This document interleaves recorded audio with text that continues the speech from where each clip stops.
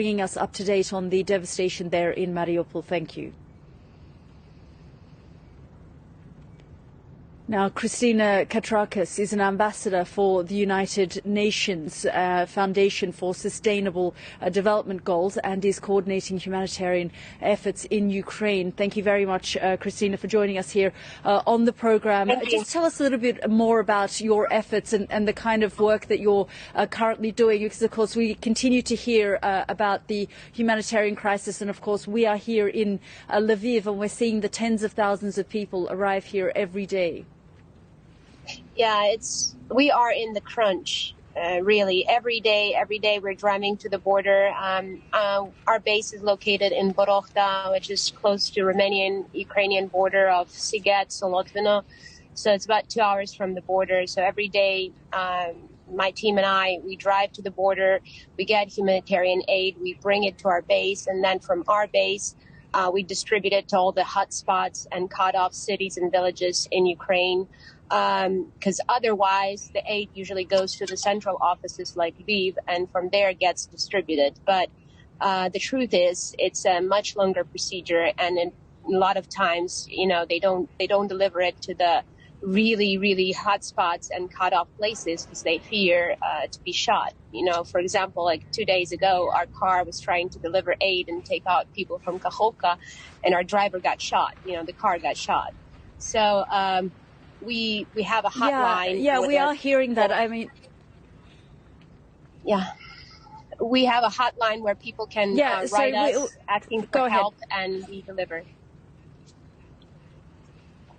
Yeah, just tell us some of the things that people are saying they most desperately need, because of course we are seeing so many babies and children being evacuated from these areas. Well, I mean, the UN says that half of the people who are stuck are children.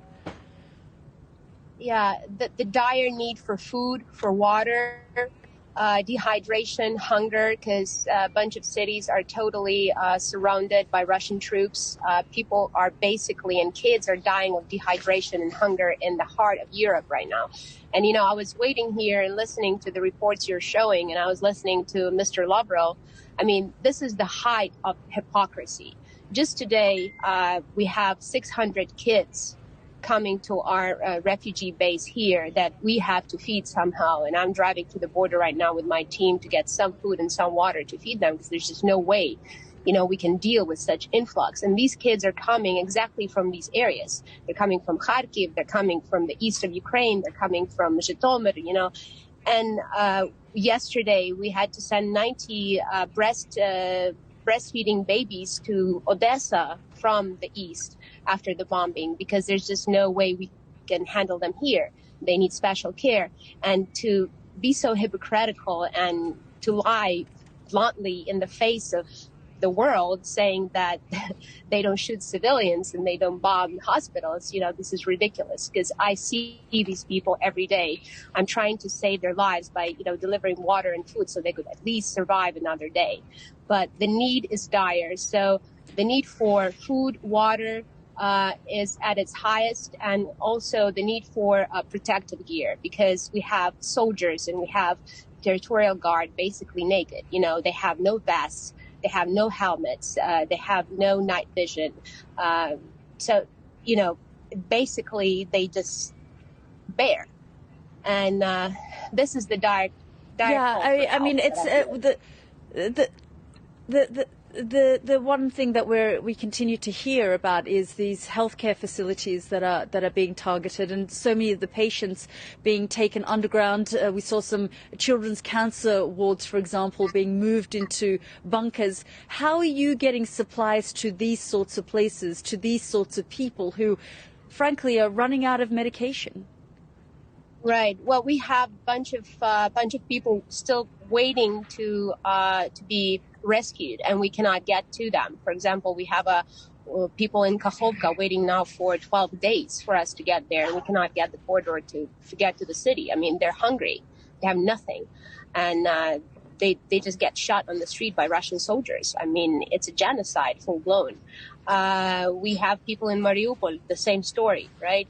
So we try to get help wherever we can. Whenever we see even a slightest corridor open, like in Brodensky region near Kiev yesterday, we try to get people out. We try to send our drivers. We have a hotline of drivers that participates with us. So these are really brave, courageous people that go to the hotspots, risking their lives to deliver aid or take out people. And these are private individuals. They're not ran by the government or institution. I must say that everybody really pulled together.